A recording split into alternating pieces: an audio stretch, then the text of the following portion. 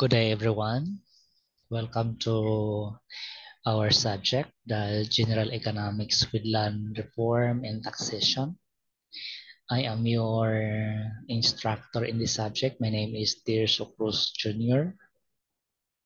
In this subject, we are going to discuss the following.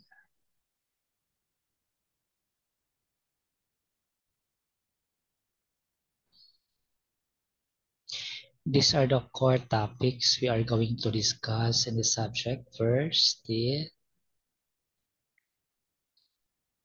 um,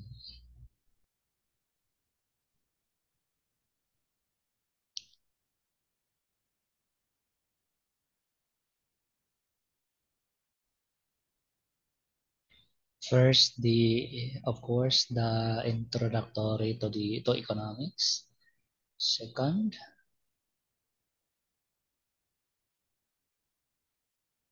is the mechanics of demand and supply.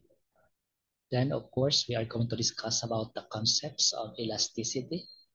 Then, we are going to discuss, of course, the consumer behavior. And of course, again, in this subject, we are going to discuss the production theory and the cost analysis.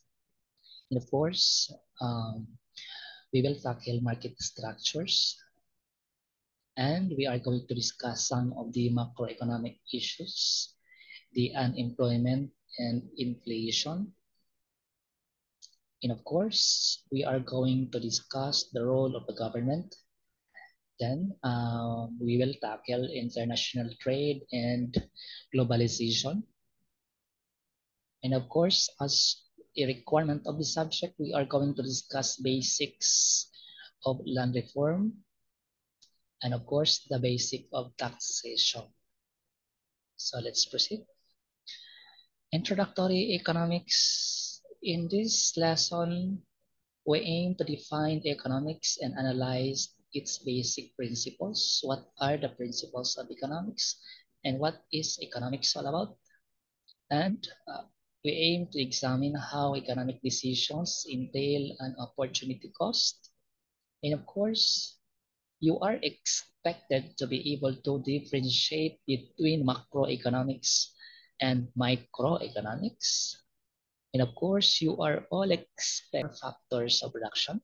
And of course, also, you must be able to analyze production possibility from there.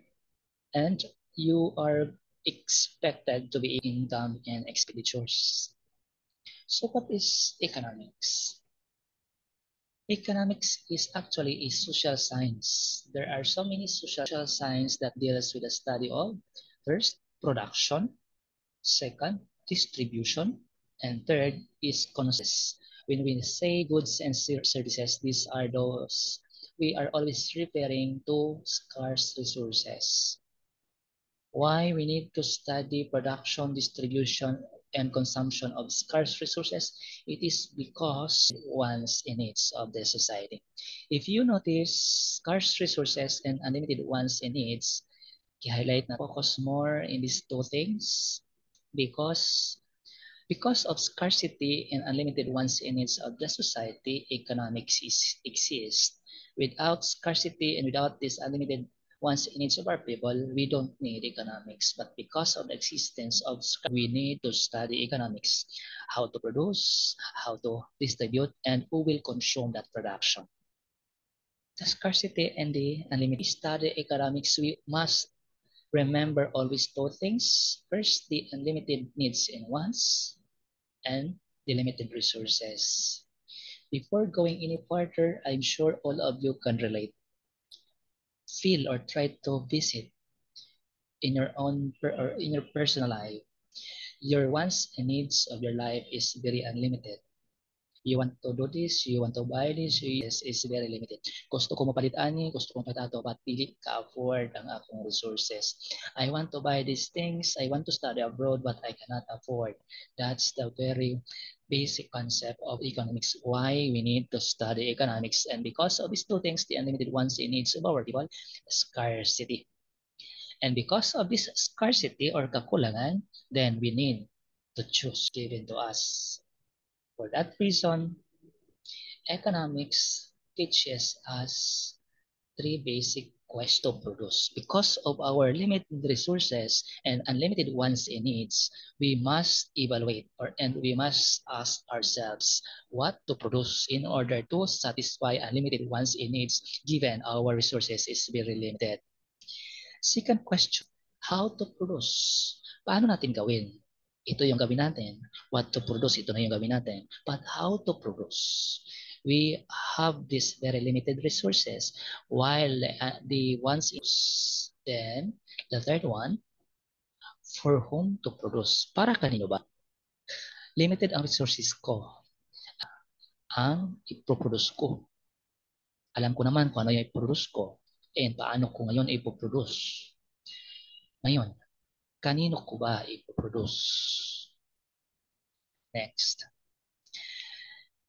I mentioned a while ago that economics is a social science. I also mentioned that there are some social sciences out there. First, sociology. Sociology is actually a social science also, but deals with the study of the society as a whole. Yun yung pag-aralan natin, ang komunidad. Political science is also a social science that deals with the study of ways and means influence with one another, how people is governed. So that's political science. Then, so is social science that deals with the study of culture of the society. Bakit man? Anong kinalaman ng anthropology sa economics? Take note, in anthropology, we deal with culture at mga pinagmulan ng mga tao sa society na yan. Take note, the fully civilized society has different needs with those marginalized people. So, magkaiba din ang mga culture nila. For example, ito sa ato. The culture of Kagan is different from the culture of Mansaka, same migrant people. They have different culture. We need to know the culture and pinagmulan ng mga taong ito for us to know how to manage, how to do economics, how to satisfy their wants and needs based on our capability because of the limited resources we have while their needs and wants are very unlimited. That is why in studying economics, we also touches anthropology. And of course, history. We need to know the history of the society. We must problem of today is actually the result of the decisions and actions in the past. Therefore, for us to know what economic strategy we are going to take to solve economic problem, we need to know and we need to tackle, we need to revisit the history of that society. For example, an economic problem we can discuss in Pantukan. Culture difference. For us to know what had happened in the past in Pantukan, for us to know what could be policy, economic policy related problem in Pantukan. That is why history is very associated with economics. They are all social economics, social science rather, but only the concepts of scarcity or limited resources and the unlimited wants and needs of our people. So let's proceed. We need to discuss is the positive economics and normative economics. Positive economics is actually normative economics is subjective and value-based. The statement is correct. Don't have to be correct. But pwede mong i-test to prove or disprove. Because this is a descriptive state. This is a descriptive kaya pwede natin inon nga mali or dili na tinuod or tinuod na siya. Kaya nakabutang diha, statements don't have to be or prove or disprove. While in normative economics, it is an opinion-based. Ito yun. You cannot prove or disprove. Positive economics answers the questions what is, because this is economics answers the question what ought to be. Ano ba ang dapat?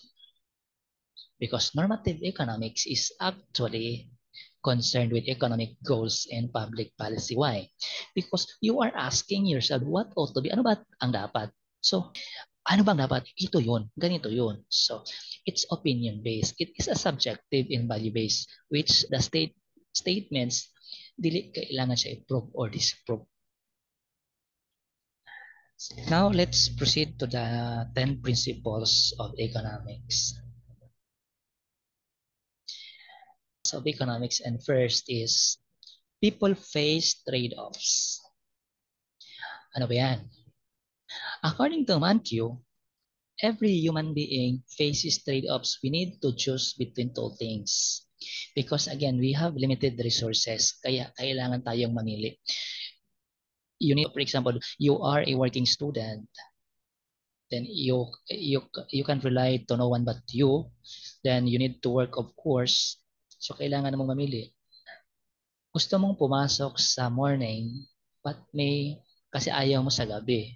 Mas madali yung learning mo pag morning kaysa gabi, but you need to work in the morning. Then wala kang ibang option, only to enroll at the evening class. So it's a trade-off. Kailangan mong mamili. And it is the number one principle of economics. People face trade-offs. Of something is what you give up getting it. Ano ibig sabihin niya? When you let go something, there is now the opportunity cost. Diba? Kanina, gusto mong mag-enroll ng subject morning, but you cannot enroll because may trabaho ka. That's why kailangan mo pang yung opportunity cost na yon, the learning you think much better sa learning mo kaysa gabi. That's your opportunity cost. Kuha mo yung isang opportunity nga makapag-aral ka because of that work you choose during that daytime. So, yun yung sinasabi ni Mankiw. The cost of something is what you give up getting it. Ipagpalit mo the convenience of learning things in daytime, ipagpalit mo yon and nag-enroll ka instead sa gabi para makapagtrabaho ka morning, para makapag-aral. Ibig sabihin ng number 2 principle that the cost of something is what you give up getting it. Number 3, marginal cost and marginal revenue. If we say marginal in economics, it is defined as additional. Ibig sabihin, tayong mga tao, rational is yung nag-iisip. We always use our minds, nagatimbang-timbang. Tayong mga tao nagatimbang-timbang, we always think on the marginal cost or additional cost and additional revenue. Kung gawin ko yan, pila man ang additional cost kaya at saka pila ang additional revenue. Kung ang marginal revenue kaysa marginal cost, rational people proceed to the plan. Pero kung mas dako ang additional cost kaysa additional revenue, negosyo pa lugi. So, managing rational people think at the marginal cost and marginal revenue. Kaya kayo, be rational people. Huwag padlos-dalos.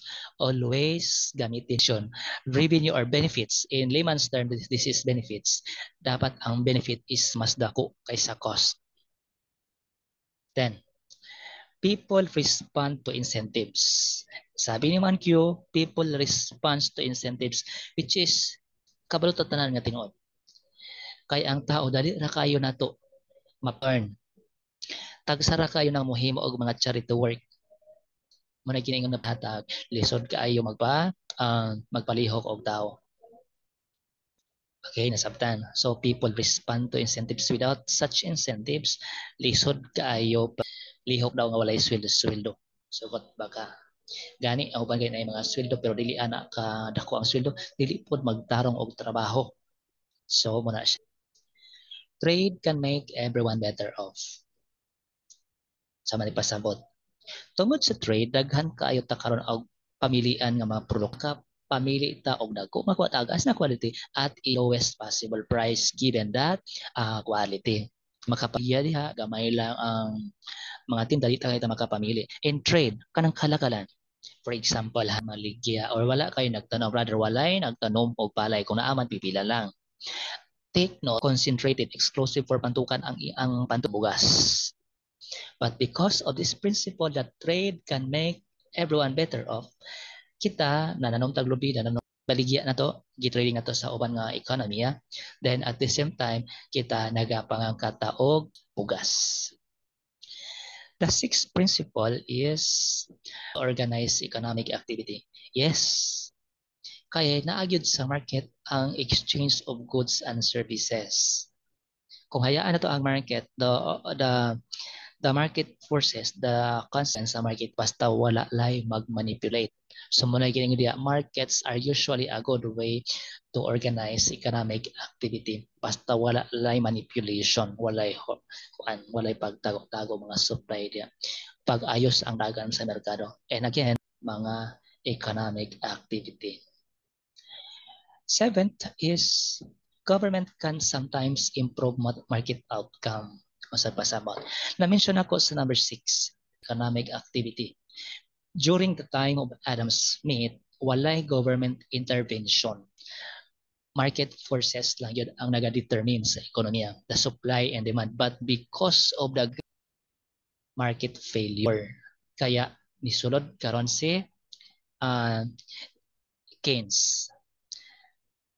Ang sabi ni Keynes is kailangan the government regulation.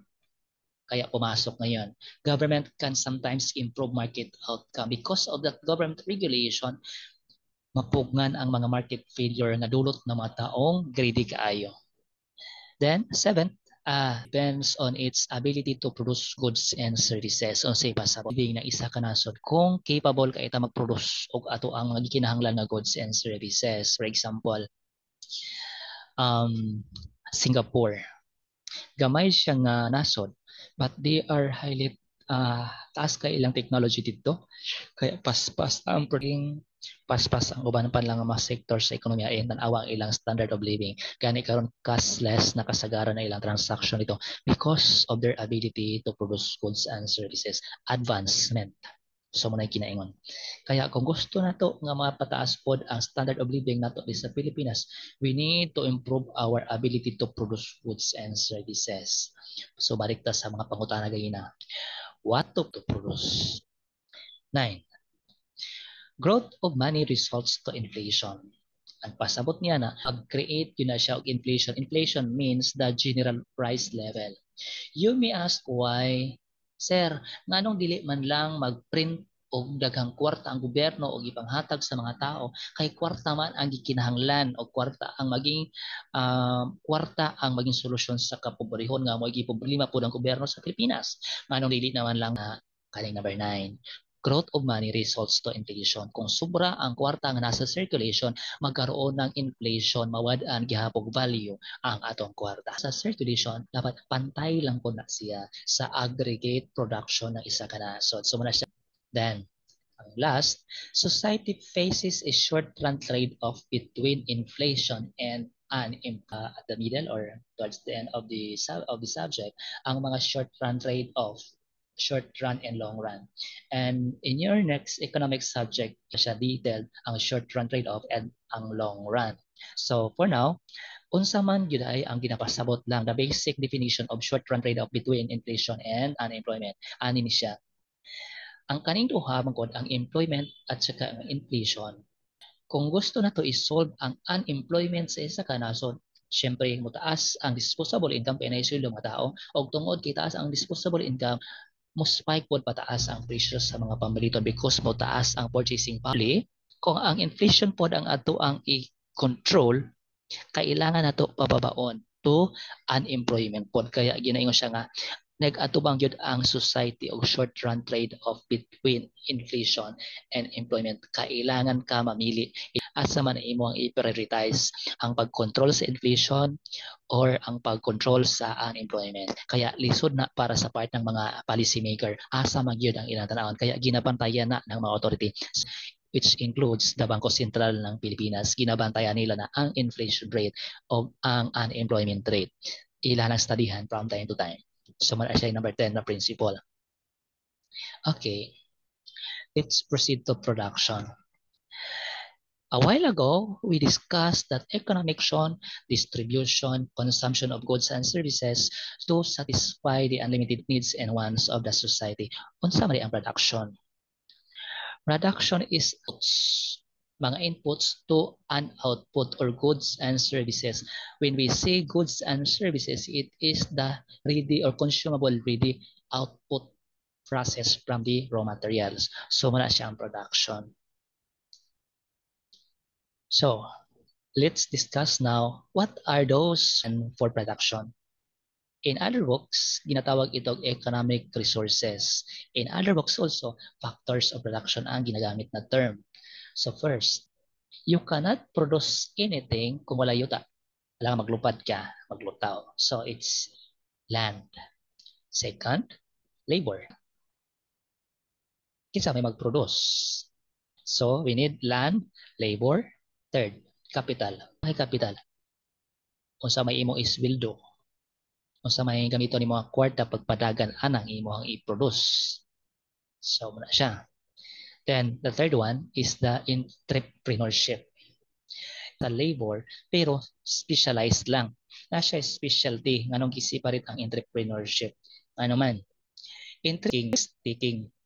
Kung labor lang, trabaho lang katrabaho diha, mag-produce lang nimo dapat pa-produce skill tapos risk-taking ability. Without risk-taking ability, without this skill, maski pag naka-labor, naka-capital, wala pa ring mangyari. Wala may mo gamble. Entrepreneurship. So these are the 4 factors of production or the 4 economic resources. Land, labor, capital, and entrepreneurship. Now, unsa di ay maging kapalit or kapakipakinabang if you are the owner of these economic resources. If you are the owner of the land, then ang among ginagamit. Yes. But for the sake of accounting, for the sake of economic computation, for the sake of economic study, you need or rented. For the labor, of course, muna yung gayon na people with kay sweldo-sweldo. Kaya ang imong makuha pag magtrabaho ka, salaries and wages. Sir, unsay kaibahan sa salaries and wages? Kanang imong binulan nga sweldo, naka-kontrata man or nasa papel, predetermined. Ang wages is flexible. It's either on top of your salary, predetermined ang maong wages. So flexible siya. And capital, of course, or rentals, because capital includes machineries, buildings, and other infrastructure. Kaya pwede siya rentals, same sa land, and of course, profit. Profit is the price of taking a risk on the part of the entrepreneurs.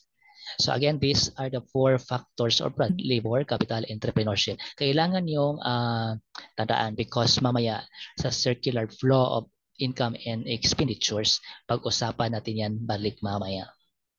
Okay, let's proceed. Now let's talk about production possibility frontier is actually a curve or production possibility curve. So pareho lang yan, frontier or curve. It is an economic of 2 items that a business can make with the same fixed combination of resources. For example, then mamili ka if mga BSAB student kayo, in the near future, maluyang Ginoo mo graduate ka mo sa inyong eskwela, then you become a production wherein you need to decide what to produce. These are your limited resources and ito yung mga opportunity, then what to produce. So ano mangyari? Gamitin nyo ngayon itong production possibility frontier. So ano ito? Okay. Alamin. Makita ninyo, i-discuss ang basics sa pag-graph. Kay sure ko na may background. So kaning example, the production manager faced the situation whether to produce rice only. Itong 6 points is 5, 6. So it's point A, point B, point C, point D, F. There is a vertical axis, there is a rise, makita. Then I 5, 10, then 15. Same dito sa. So ano ngayon itong production possibility frontier? Ang ibig sabihin nito, you can produce one item only or a combination of 2. Wala kang i-produce na banana, 0 ka sa banana, but you can produce 15 banana. Pwede din ka din o 10 tons of rice, then 10 tons of banana. Pwede po, wala kang rice, ikaw karon ang mag-decision using the production possibility frontier unsa nga produkto ang imong i-produce. So muna siya ganina ang tubag. What to produce?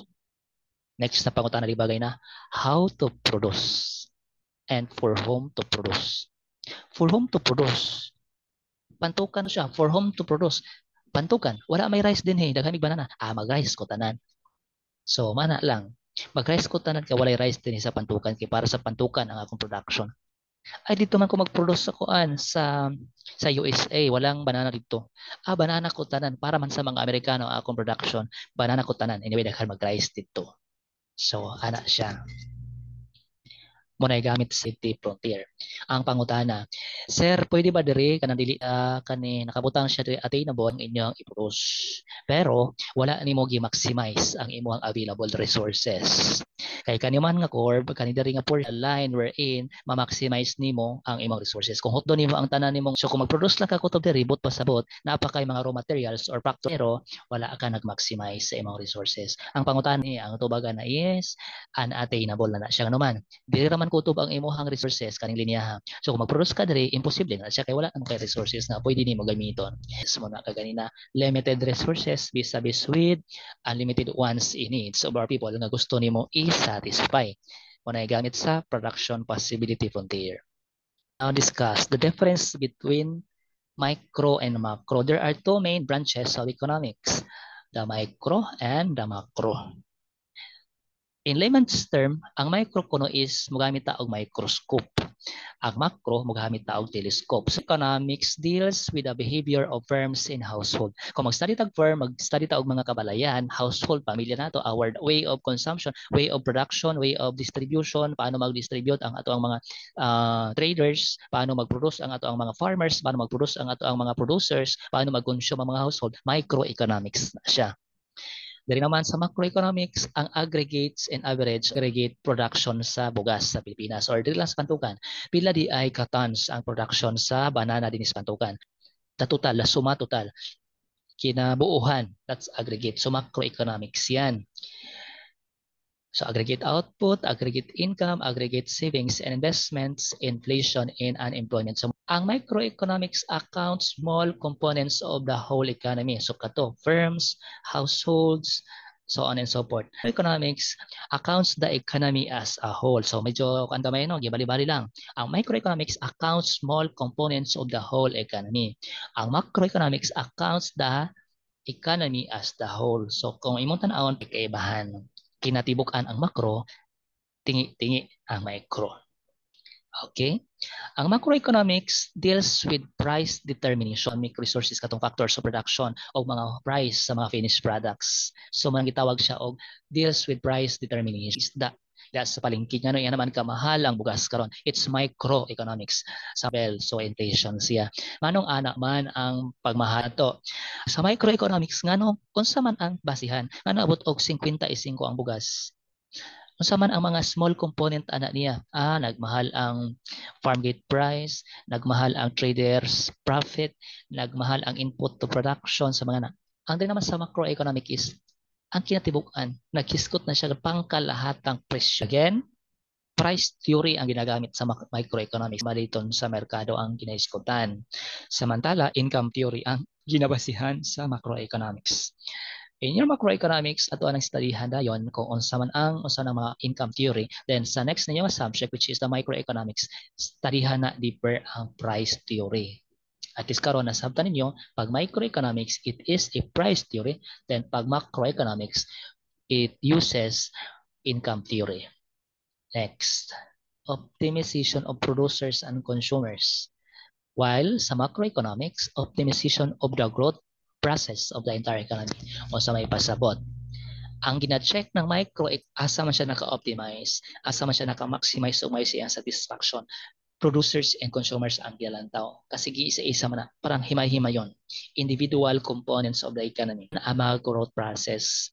Unsa man ang, like for example, the policy or the programs initiated by the government or the private sector nga magamit siya para sa pagpalambo ng pangkalahatang ekonomiya. Then, microeconomics study the flow of economic resources, land, labor, capital, entrepreneurship, from the owner of that factors of production to the user or consumer. Economics Gina-check karon ang circular flow of income and expenditures between sectors of economy. Itong individual na sector. Pero kandi sa macro income and expenditures nga ito ang discussion later on. Sabdan. And theories. Sa microeconomics, its theories formulate appropriate sa macroeconomics, ang theories naga-formulate or nag-appropriate og policies for controlling inflation, unemployment, etc. Sa pagkaran, unsa ang manner of or guidelines sa pag-distribute land use o katong sa entrepreneurship, the guidelines niya sa capitals, katong gisulti kagay nga mga factors of production pag-allocate ni ato niya. Kinahisgutan niya karon ang tanang theory sa microeconomics niya para sa ana nga mga resource factors of production, how to properly allocate the economic resources. Pero dito sa macroeconomics, ang theories niya naka-concentrate yun dito sa mga patakaran para sa pag-control sa inflation, nga dapat dili kayo ana mo taas ang presyo sa mga pamariton, pagkalahatang presyo sa merkado, plus ang rates sa unemployment. So munay ginabantayan. Sa macroeconomics, dili na siya magdili ayo dito sa mga firms and household individually, but sa pangkalahatan siya. So munay target macro and macroeconomics.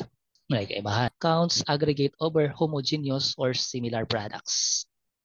Ang macroeconomics accounts aggregates over heterogeneous or dissimilar products. Sa mani. Homogeneous, for example, electricity. Katong mga pareho. Electricity production, gasoline production, matatag kaumahan, aggregate siya pero homogeneous, pareho siya ba? Pareho nga mga produkto. Example, may sutag isda lang. Hang tan-awon dia karon i-account niya aggregate over homogeneous or similar products. Pero sa macroeconomics, tanan na siya, tanang klase nga fruta niya na aggregates sa tanang produkto. Okay. Now let's proceed to the circular flow model. But before that, ato siyang tan-awon. Unsa di X? Itatanawan. First, of course, kita, household sector, sambayanan, the consumers, kita yung number one. Ikaw business sector, nag-produce, mga producers, sellers, or firms. Next, nagkaroon ang intervention ng gobyerno para maiwasan ang market failure ng itabo ni atong Great Depression. And of course, because of the globalization, nipasok karon ang sa macroeconomics or macroeconomic. So, the household sector, business sector, government sector, and foreign sector. Inyohan ang timan-an kay nanaon niya sa circular flow model nato. And of course, kailangan po nato hisgutan ang macroeconomic markets. First, resource market. Unsa ba tong resource market? Market of land, labor, capital, and entrepreneurship. Market pa rin ang tawag niyan. Dili ang tungin nga market na kanan diha sa public market na diha mga tinda tanan. No, it's not. Ato nang laas yung yuta, dili may mabitbit. But still, it is still called in economics as market. So, resource market ang tawag ni Ana. Next is ang product market. So, ito na yon. Asa ginabaligya ang mga produkto. Market, wet market, supermarket. So, that's the katutong merkado para sa factors of production. Although wala na siya'y tawag ni Ana. Then second, ang product market na po tayo mga online market. So, dili na siya ingon nga nagi physical market structure. Ang product market kay na may digital. Grabe naman ang digitalization. Kaya nanay, again, dual na siya. Nasa physical structure na apoy, walay market to in, budiha may tabuan buying goods or economic goods muna siya ready for consumption. And ang third macroeconomic market is ang financial market. Unsa man na siya? Banks, nga mga merkado nga dito ang ilahan lang gina-trade is market ka ng pagkambyo o kwarta dollar to peso, peso to other currencies, pagpalit og stocks dito sa stock market, pagpalit og treasury bills, pagpalit og bangko. So ang tawag na financial market. So muna siya ang tulo ka macroeconomic markets. So dito sa circular flow model of income and expenditure interference of the government as proposed by John Maynard Keynes na lang ito basic tawag nito sector sa ekonomiya ang house and firms. So muna siya ang to basic and firms, but because sige, this mo provide siya sa iyahang labor, land o capital dito sa resource market. Kaya si household man ang tagiya sa yuta, si household pod ang magagawa, si household pod ang naikapital. course, si household gani pod ang tatlo ang i-provide ni household and labor and capital. In exchange to that, si resource of course in a form of income. Balik siya no. Tara to ang sunod. Si resource market mga katong land labor capital palito na ni farm gikan sa resource market. So in return, si firm po, mubayad siya og wage, interest, rent, profit kay resource market. Nga from firm nga to sa resource market, madawaton pod ni household. Diba? Tapos si household land labor pod or paliton pod ni firms. So kan yellow mo ni ang kabayaran. Firm naman kasi iya naman gi-process because of the entrepreneurial ability or entrepreneurship, iya ang economic resources og mamahimo na siya karong economic goods yon nga to sa product market. In return, makakwarta si firm. Nasa revenue, sabi ko mouse, nasa revenue. Nagikan sa product market. Kinsa man day ang magproduce services nga gibaligya ang household. Diba? So si household ni gastos. Uy, mouse. Ni gastos si household nasa expenditure maoy mahimong income karon ni sabi ko mouse. Produkto, serbisyo nga gi-provide ni firm kaya ang kwarta ni household mo pasok siya as revenue dito ni firm. So kay mo tanaw na to income and expenditure. And because of the market failure in the 1920s, niabot si John Maynard Keynes, pagmiyon siya nga dapat na ay government intervention. Sa role ng gobyerno, naga-intervene naman siya. Sayad siya tax sa gobyerno. So, mouse. Patago man. Si household, mubayad siya tax sa gobyerno. And si gobyerno, mupalit man po na siya og public goods sa gobyerno. So, kinsa may mo provide sa labor, kinsa may mo kuan og land. So, it's the household. Same thing, si firm mubayad po siya tax kang gobyerno. Tapos, si gobyerno, mamalit man po mga gulye po siya interaction. One more thing. Si gobyerno, mupalit man na siya goods and ingon ta nga direct yun. Maagi ginagmerkado maski pag sama-sama sa na maski pa og walay kanang physical tawag gyapon na siya og market. Then of course si gobyerno magbayad na siya dito sa product market either padulod ta same gyapon sa resource market atong factors of production. Si gobyerno mo kuha or mo take og resources ikan kay resource market then mobayad pod siya og again dili siya kailangan nga na physical infrastructure as a market but still it is called as market as it is. So mo conserve resource then magbayad pud na si gobyerno in exchange of that resources either padulong kay house and diha. Tungod sa globalization, niabot si foreign sector or the rest of the world. Ano man, na may import, na export, diba? Karon along mga bugas sa Thailand at saka sa Vietnam. So na ay spillover of the economy. Pero kuan gihapon, dili gihapon na siya matawag na tog alkanse kay namo po ta export ang international trade. So unsa man may tabo? Si the rest of the world mag either import ito kani makaro ikan dili sa rest of the world nakaaraw po na siya padulong sa the rest of the world. Pasabot ana, import and export kasi na the importation grabe nga example. Naga-import ta oil, gasolina. Naga-export ta pinakagrabe example OFW. So that's the importation and exportation prices. Si OFW magpadala kwarta dinhi sa ilang sa mga relatives magbayad ta sa ato ang gina-import nga mga produkto gikan dito sa lain nason. Sakyanan wala man tay kuandere wala pa man tay manufacturing sa mga sakyanan nga ato kanang I'm not sure kung nabatay ka ng localized manufacturing sa sakyanan kaya ako na ba ang no basta mo na siya kasagaran sa mga sakyanan nato is imported. So muna nga natay gina-import na export kay inyo tapos nakaaraw po na din that's international trade. Then dili lang kay product market na ay involvement ang rest of the world or a foreign sector diri pod sa ato ang resource market sector din sa atong resource market. First katong ako ganina labor OFW diba? Tapos sa resource market araw padulong dito asa may akong araw padulong dito tapos padulong diri capital investments from abroad tapos ang remittance ng OFW balik tayo sa transport na to mga sakyanan. But ang ato ang electronics industry mo pud nay pinakadako na to nga exporting sector sa Pilipinas. Plus ang ato ang durian, ang ato ang agri-products at there is a resource market ang atong OFW at saka ang mga capital, investment capital. Patuyok lang ang income and expenditure.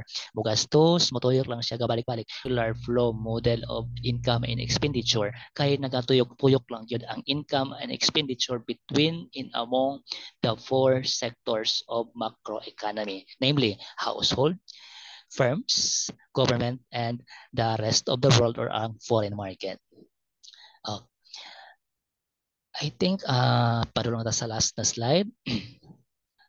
Economics, we mentioned, deals with the study of production, distribution, and consumption of scarce resources, scarce goods and services or resources to satisfy the unlimited wants and needs of. Samantala, kung makadungog mong ekonomiya or economy, it is the system. Kung ang economics is social science, is a study while the economy is the system of production, distribution that a society uses to address the problem of scarcity. So na siya economy. Then, ang economists are the people, mga tao, that deals with the study of the system of production, nag-study sa ekonomiya. Ang mga economists. Questions, paki-chat down lang kay para ato siyang discussan once natin face-to-face class. So, that ends for our last reviewing this video lecture. I hope makatabang ni sa inyo and kung may mga questions or for clarifications, dili maulaw, mangutana. Kung ay wala na sabdan, pangutana lang. I-reserve inyong pangutana kay atoan ng diskasan, atoan ng hiskutan, atoan ng tubagon. Kung mag face-to-face na tayo, mag-announce lang ko sa GC kung kano sa ata ninyo mag face-to-face. Most probably parang iset na to na Wednesday kay para after session na mo makaana ko diha sa kay most probably wala yung kayo schedule nga field pag Wednesday kay naka-session man miya na nga morning. So but i-finalize na to na din mag-announce ko sa atong group chat. This is your subject instructor. Unta magkasinabtan na ita o unta inyong buhaton anyong mga dapat buhaton kay para maka-learn mo sa atong subject dili ko gusto mo agi mo sa ako nga wala mo mabalaan. Importante kayo ang economics because mo apekto ni sa atong tanan. This is not just for us politicians, this is not just for us public officials, this is not just for kung sino-sino man, but this is for all of us. Kaya kita tanan, we face trade-off, we face the reality that our resources are very limited or scarce, yet ang ato ang mga gusto sa kinabuhi, unlimited. Kaya kailangan ta wise, kailangan ta klaro mag-decision, kailangan kabalota mag-check and balance kung sa magyud ang dapat nato buhaton, then atong decision sa kata mo move dayon kay para makabalota or maging responsible ta sa maging outcome sa atong decisions and sa resulta sa atong action. Thank you very much and good evening.